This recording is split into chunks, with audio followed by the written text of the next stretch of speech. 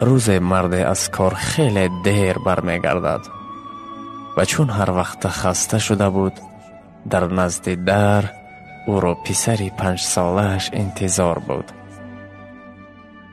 پدر، از شما یک چی را پرسم؟ پدر باشد: البته جانم، چی شد؟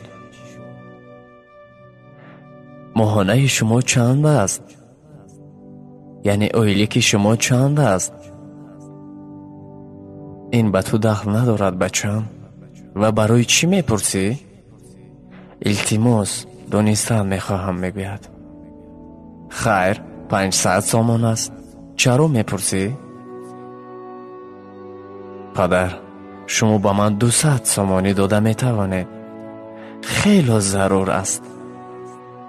پدر باشد در اول البته راضی نشد. گفت تو مبلغ رو چی کار میکنی؟ ولی پسرش زوره کرد او رو راضی کنند توانست و در آخر پدر گفت در خانه خودت انتظار شو، من پول رو میبرم. پس از یک چند دقیقه پدر پول رو به پسرش آورد داد و دید که پسرش از زیر بالین پولهایش رو گرفته می شمارد. پدر حیران شد و پرسید تو خود پول داشتی کو؟ پس چرا باز از من هم پول گرفتی؟ من پول دارم، گفت فرزند، ولی آن کفایه نیست. حیران شد. در همین وقت همه پولهایش را جمع کرد و گفت انا 500 سامانی به پدرش داد. چرا این رو به من میدهی؟ گفت پدر، اینجا 500 سامانی پول است. من میتوانم 1 ساعت وقت شما را بخرم.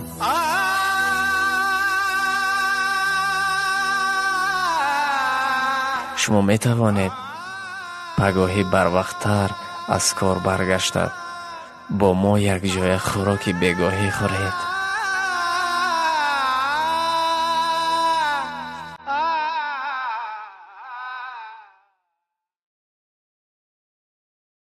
با فکرم حکمت حکایه معلوم است. نسبت فرزندان خود به اعتبار نباشید، زیرا آنان احتیاج به مهر شما دارند.